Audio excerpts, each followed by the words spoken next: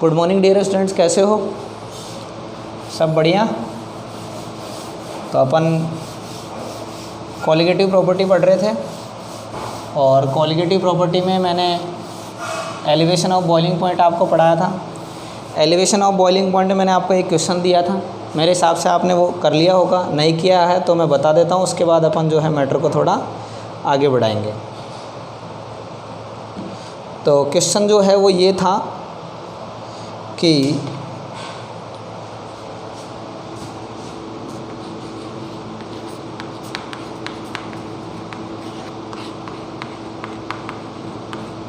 boiling point of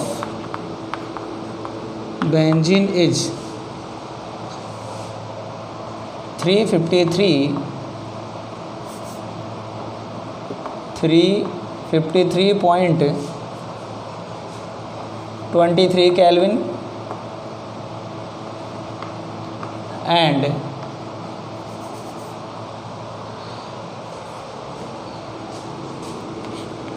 1.80 gram non volatile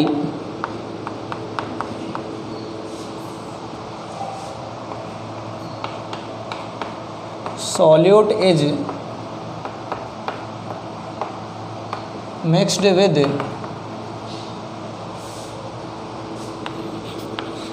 90 gram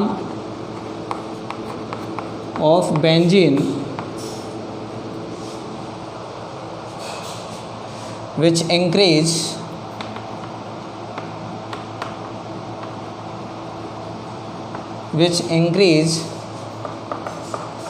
its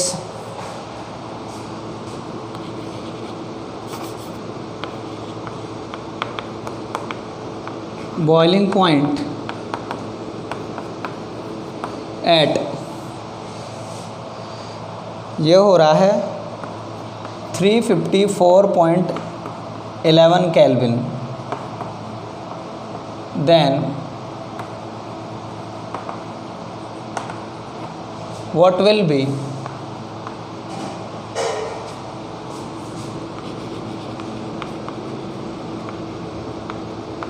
molar mass of non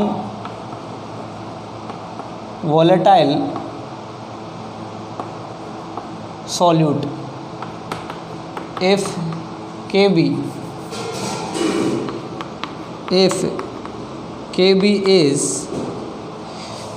आपका 2.53 kelvin kilogram mole inverse. ये मैंने question आप लोगों को दिया था, एग्जाम्पल नंबर 2 दिया था। तो अपन को इसको क्या करना है, सॉर्ट आउट करना है। क्वेश्चन आप लोगों को पूरा दिख रहा है।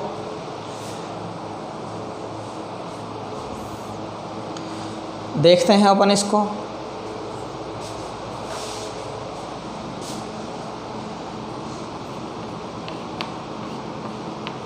गिवन क्या है आप लोगों को,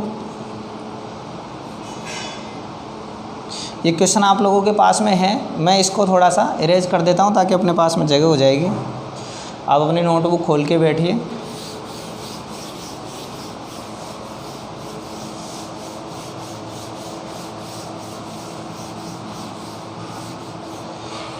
देखिए गिवन क्या है अपन को,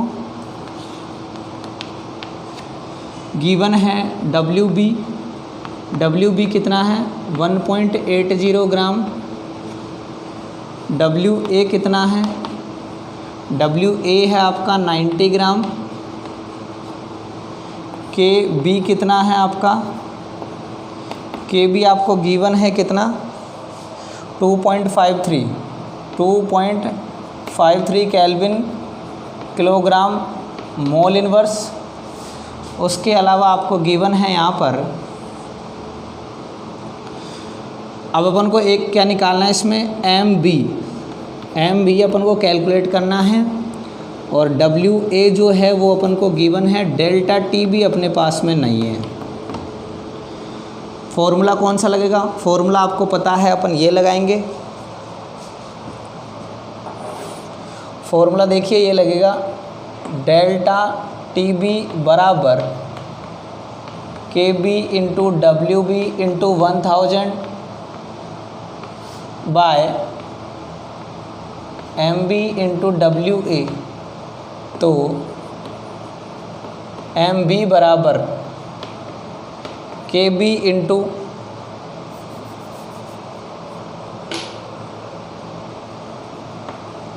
MB बराबर KB into WB into 1000 by del TB into WA।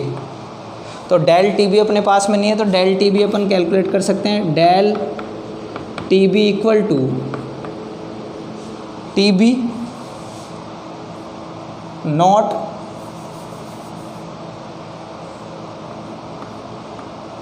TB minus TB naught. Del TB बराबर, TB कितना दे रखा है आप लोगों को, देखिए मैं यहाँ लिख देता हूँ।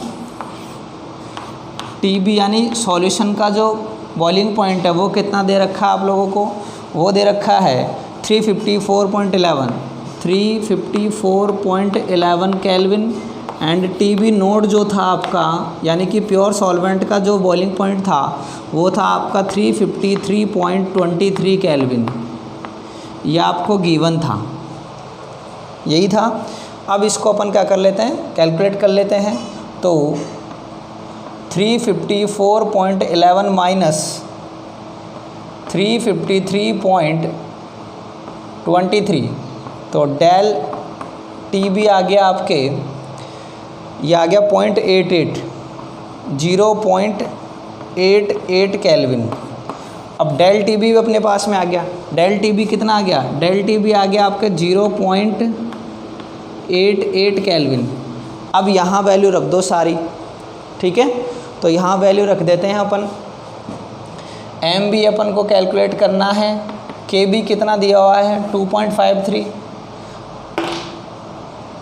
तो 2.53 इंटू WB कितना गिवन है 1.80 इंटू 1000 बाय डेल TB कितना आया, डेल TB आया आपका कितना 0.88 इंटू WA कितना है आपका, WA है आपका 90 ग्राम। क्लियर है चीज़। तो यहाँ पर जब हम इसको सॉर्ट आउट करते हैं तो MB बराबर आता है 58 ग्राम पर मोल। ये आपका क्या है, आंसर है। वापस मैं बता रहा हूँ आप लोगों को, डेल TB अपन को कैलकुलेट करना है KB into WB into 1000 by MB into WA। MB अपन को कैलकुलेट करना है, तो डेल्टा TB अपन इधर ले गए, तो KB into WB into 1000 by delta TB into WA। तो MB कैलकुलेट करना है। अब KB जो है वो कितना दे रखा है 2.53, WB कितना दे रखा है 1.80, 1000 बाय डेल्टा TB कितना आया अपना 0.88 केल्विन, और अपन को WA कितना दे रखा है, यहाँ पर WA नहीं है, तो WA कितना दे रखा है अपन को 90 ग्राम दे रखा है। जब इसको सॉर्ट आउट किया तो कितना आ गया 58 ग्राम पर मोल। यानी कि आपने जो ये सॉल्यूट इसमें मिलाया है, जिसकी वजह से बॉइलिंग पॉइंट जो है वो 353 से कहाँ पहुँच गया 354.11 पे। तो ये किसकी वजह से पहुँचा, ये एक सॉल्यूट है जिसका मोलर मास कितना है 58 ग्राम पर मोल। क्लियर है। फटाफट इसका स्क्रीनशॉट ले लीजिए।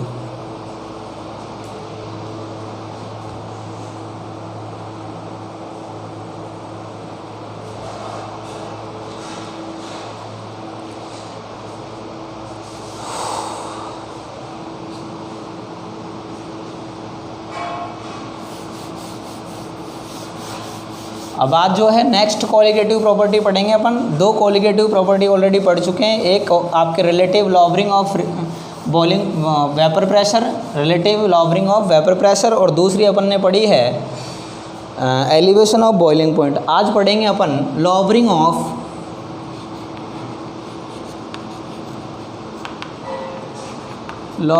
Of freezing point.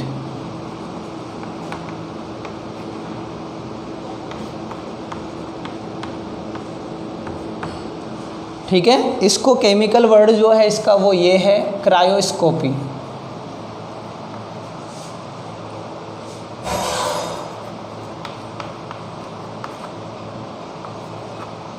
क्रायोस्कोपी, जैसे उसको अपन एबुलोस्कोपी बोलते थे ऐसे इसको क्रायोस्कोपी बोल सकते हैं। तो देखिए पहले तो हमको पढ़ना होगा फ्रीजिंग पॉइंट क्या है, उसके बाद अपन आगे बढ़ेंगे।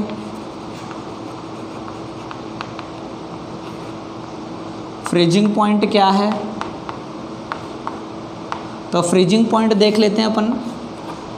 देखिए ये एक डायनेमिक इक्विलिब्रियम है बिटवीन लिक्विड एंड सॉलिड। जैसे अपने पास में कोई भी लिक्विड है तो ये जो लिक्विड है इसका वेपर प्रेशर जो है वो इक्वल होना चाहिए। ये लिक्विड है, ये आपका लिक्विड है, इस लिक्विड का जो वेपर प्रेशर है,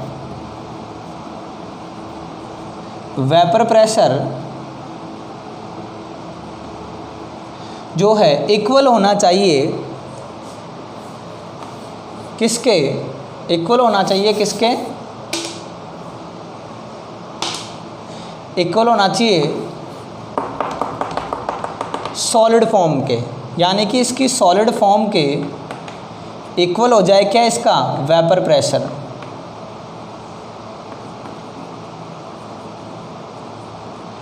तो जिस टेम्परेचर पर ये सॉलिड फॉर्म में कन्वर्ट हो जाएगा वो इसका क्या है, फ्रीजिंग पॉइंट है। जैसे हमने वहाँ पढ़ा था बॉइलिंग पॉइंट क्या है कि कोई भी जो लिक्विड है उसका इंटरनल वेपर प्रेशर जो है वो एटमॉस्फेरिक वेपर प्रेशर के बराबर हो जाए तो वो बॉयल होने लग जाता है, और वो टेम्परेचर जो है उसका पर्टिकुलर वो उसका बॉइलिंग पॉइंट होता है। जैसे वाटर है, वाटर का जो इंटरनल वेपर प्रेशर है वो 100 डिग्री सेंटीग्रेड पे 1 एटमॉस्फेरिक हो जाता है, और आउटर वायुमंडल जो है अपना आउटर एटमॉस्फेयर जो है वो उसका कितना है, 1 एटमॉस्फेरिक, तो इसलिए वो 100 डिग्री सेंटीग्रेड पे बॉयल होने लग जाता है। यहाँ पर हम बात करते हैं फ्रीजिंग पॉइंट की।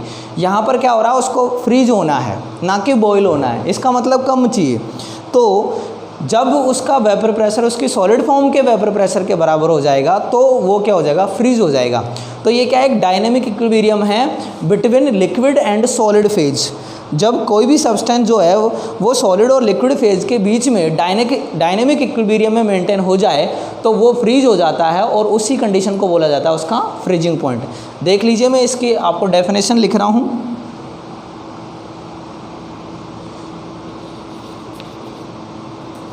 When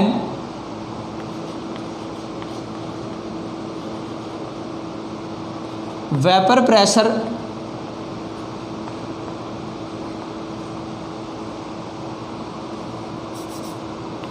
of any liquid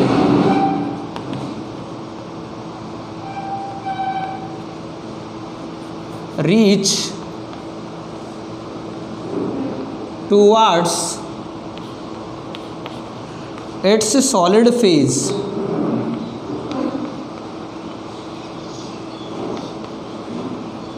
then this liquid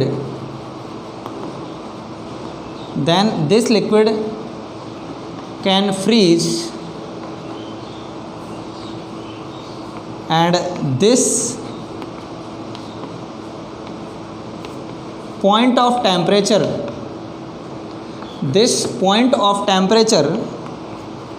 is known as its freezing point।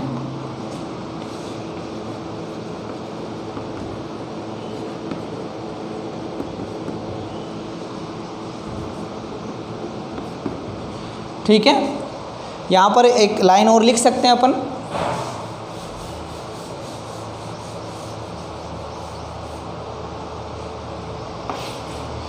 at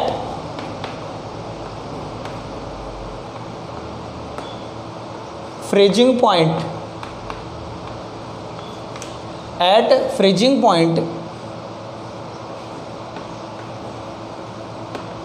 liquid solid equilibrium is present in dynamic form. ये बात आप लोगों को बिल्कुल दिमाग में रखनी है कि जब भी फ्रीजिंग पॉइंट आएगा तो सॉलिड और लिक्विड दोनों फेज जो है वो डायनामिक फॉर्म में रहेगी। कुछ फॉर्म में डायनेमिक फॉर्म में और डायनेमिक इक्विलिब्रियम की फॉर्म में वो रहेगी। क्लियर है चीज़? फटाफट इसका स्क्रीनशॉट ले लीजिए। अब अपन पढ़ेंगे लोवरिंग ऑफ फ्रीजिंग पॉइंट।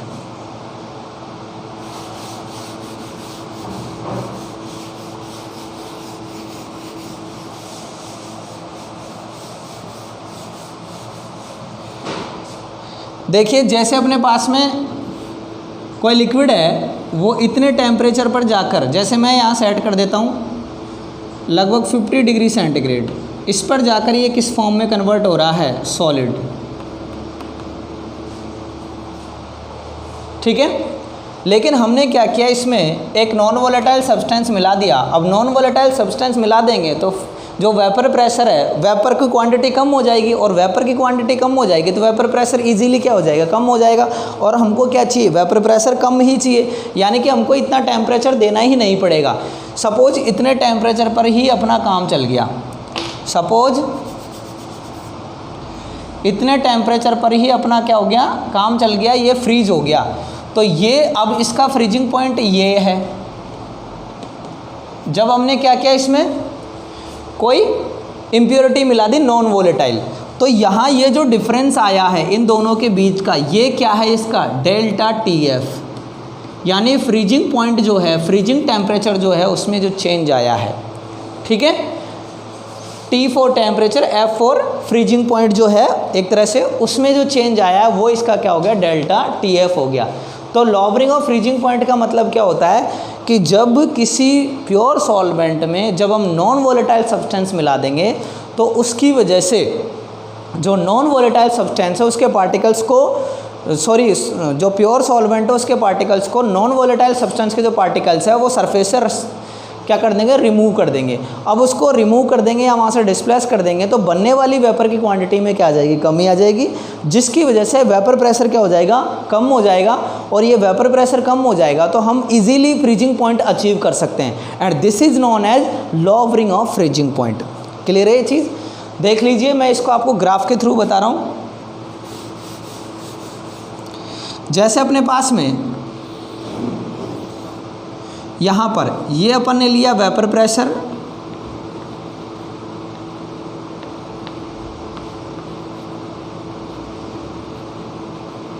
ये अपन ने लिया टेम्परेचर, ये किस में है? केल्विन में। अब देखिए कंडीशन ये है कि यहाँ पर अपना 1 एटमॉस्फेरिक जो है वो अपन ने मान लिया। अब देखिए सपोज जब प्योर सॉल्वेंट था तो फ्रीजिंग पॉइंट मिला हमको इतने टेम्परेचर पर, इसको कर दिया मैंने TF नोट। इतना टेम्परेचर गया तब जाके हमको कितना मिला? ये वेपर प्रेशर मिला। या फिर हम इसको लिख सकते हैं solid form vapour pressure. Clear है चीज़?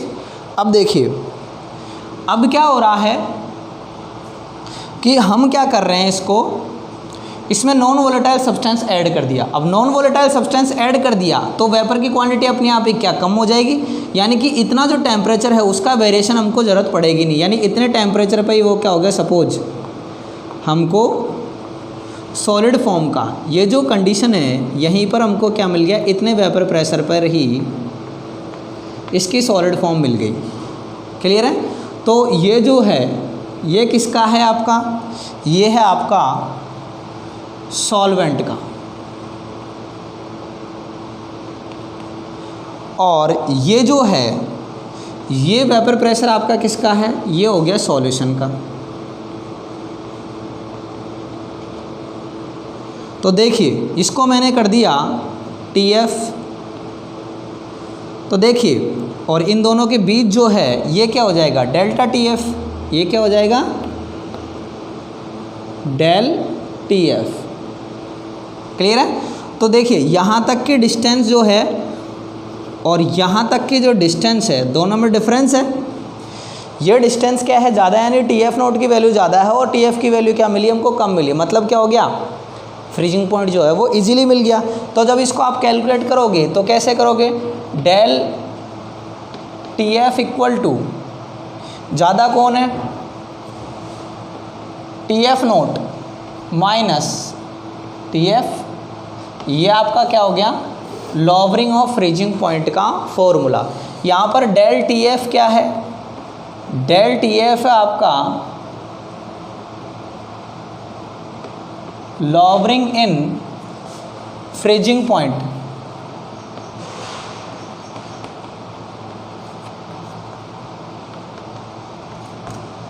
और टी एफ नोट क्या है आपका, टी एफ नोट है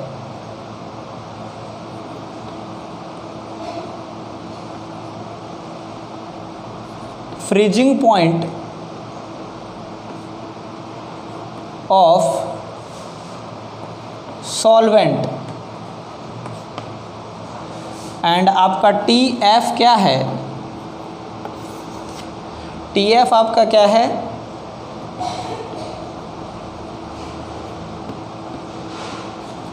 freezing point of non volatile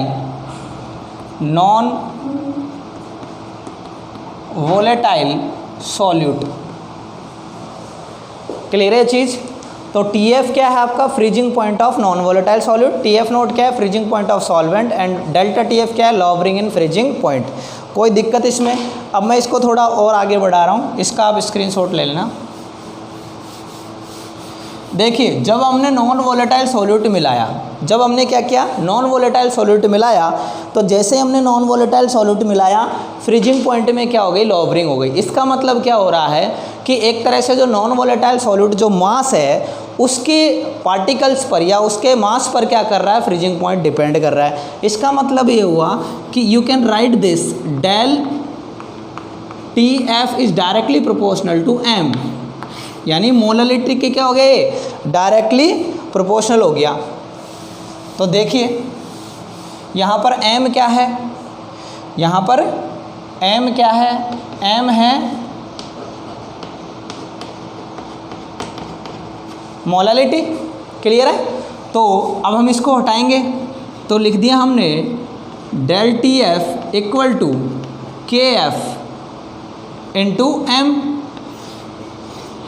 तो अब के एफ क्या है, के एफ आपके, के एफ है मोलल या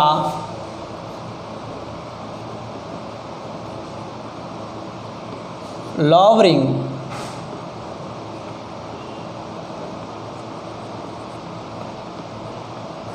फ्रीजिंग पॉइंट कांस्टेंट और मोलल लॉवरिंग फ्रीजिंग कांस्टेंट, और आप इसको बोल सकते हो क्रायोस्कोपिक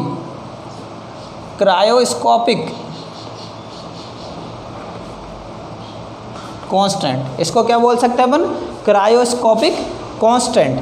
अब देखिए, हम इस मोलरिटी को यदि आगे बढ़ाते हैं तो मोलरिटी क्या आता है आपका, मोलरिटी आता है WB into 1000 by MB into WA। बस ये वैल्यू यहाँ रख दो, तो del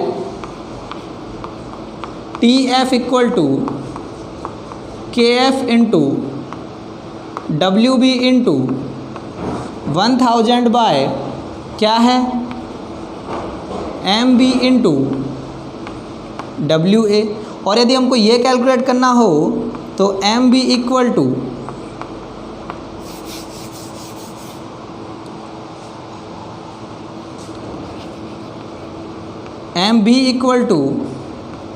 KF into WB into 1000 by, अब ये इधर गया तो ये कहाँ जाएगा, यहाँ पर इंटू WA। यानी कि आप नॉन वोलेटाइल जो सॉल्यूट मिलाया उसका मोलर मास भी कैलकुलेट कर सकते हो। सारी चीज़ें क्लियर तो है।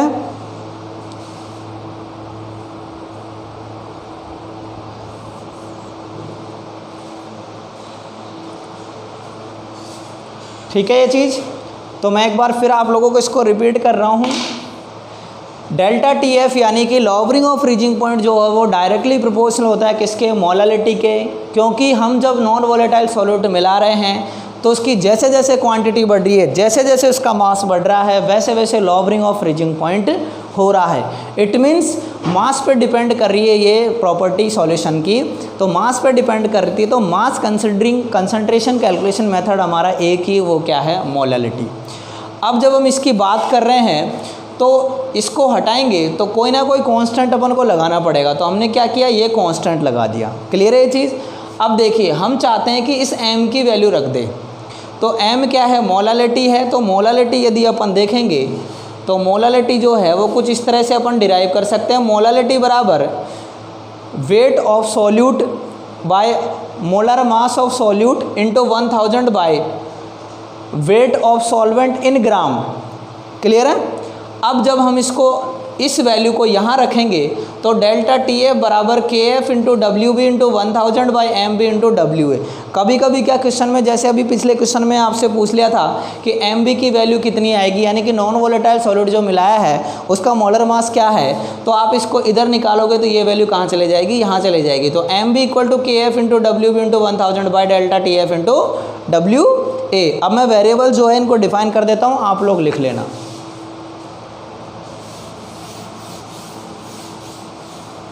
वेरिएबल्स क्या है आपके पास में, वेरिएबल्स है, एक तो है आपके पास में एम बी है molar mass of non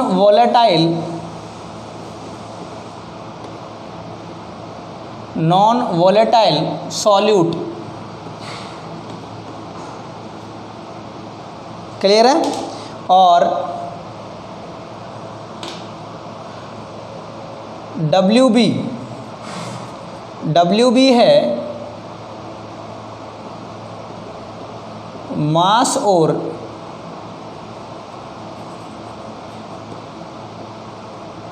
weight of non volatile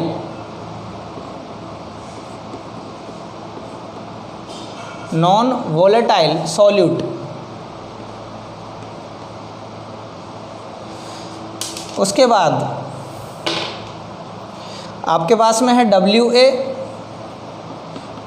ए है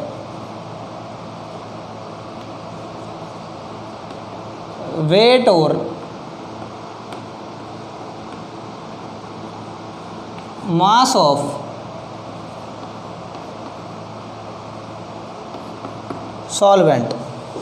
क्या बचा और बाकी तो सब आगे। के एफ मैंने पहले बता ही दिया, डेल्टा टी एफ मैंने पहले बता ही दिया। तो फटाफट इसको लिख लीजिए और आप लोग नोट्स वगैरह बनाते रहिए। आपको कहीं कोई समस्या आती है तो आप पूछ सकते हो, लेकिन उसके लिए ज़रूरी है कि आप पहले टॉपिक्स को पढ़ें। अपन इस पर कल न्यूमेरिकल्स करेंगे, तो आप लोग जब तक इनको अच्छे से नहीं देखोगे, नोट्स नहीं बनाओगे, इन डेरिवेशंस को पूरी समझोगे नहीं, तब तक आप किसी भी न्यूमेरिकल पर वर्क नहीं कर सकते। इसलिए प्लीज़ आपसे रिक्वेस्ट है कि आप पुराने जो वीडियो है इनको फटाफट तैयार कर लो, ताकि आगे आने वाले जो न्यूमेरिकल्स हैं उनको आप समझ सको। थैंक यू बेटा।